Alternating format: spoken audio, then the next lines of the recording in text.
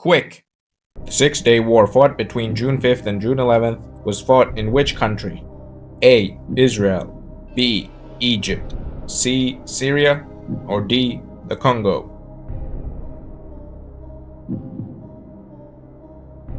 If you chose either A, B, C, or D, then you'd be wrong, because the real answer was E, all of the above. But I bet you've never heard of the Six-Day War that was fought in the Congo between two allies, Uganda and Rwanda, against one another. So welcome to the Congo, and more specifically, Kisangani, in the year 2000. So how did we get here? Well, after the 1994 Rwandan genocide, hundreds of thousands of Hutu fighters fled into eastern Congo. Rwanda followed them in to hunt them down, and Uganda also tagged along. By 1996, Rwanda, led by this guy, Paul Kagame, and Uganda, led by this guy, Yoweri Museveni, teamed up to overthrow the Congolese dictator Mobutu Sese Seko. Just a quick side note that this was in 1996, 30 years ago, and since then both men, Kagame and Museveni, are still presidents of their respective nations. And recently, Museveni won his 7th consecutive 100% legit election. Anyway, Mobutu's replacement, Laurent Desire Kabila, immediately told both Rwanda and Uganda to leave. So naturally, the Second Congo War started.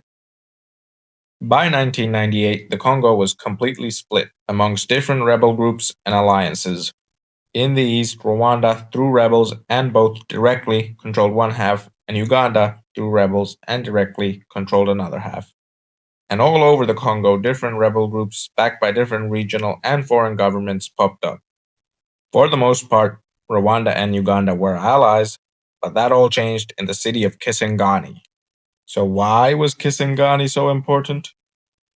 Well, Kisangani sits in the Congo River and is strategic by the city as it serves a logistic hub. Control over the city would timber. Both Rwanda and Uganda wanted this resource-rich city. Previously, two countries had already exchanged fire here earlier, but this was the most intense and the final round of all three. On June 5th, 2000, Rwandan and Ugandan troops opened fire on each other inside the city.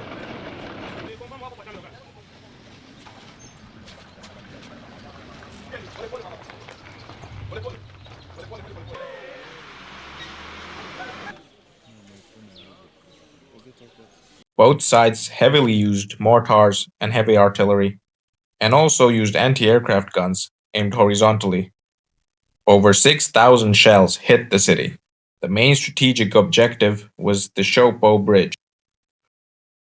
For 6 days, both sides flattened neighborhoods, destroyed hospitals, and hit churches, and in the process displaced tens of thousands of civilians, all whilst claiming that they were protecting the city. Anyway, at least hundreds of civilians were killed, possibly thousands, and estimated hundreds of soldiers were killed from both sides. The conflict finally came to an end in June 11th, when, after accomplishing nothing except destruction, Uganda's commander James Kazini called Rwanda's commander Karenzi Karake and asked for a ceasefire. After doing nothing for 6 days, the UN showed up, put a flag on the bridge, and said, "Please stop shelling cities." And both sides did.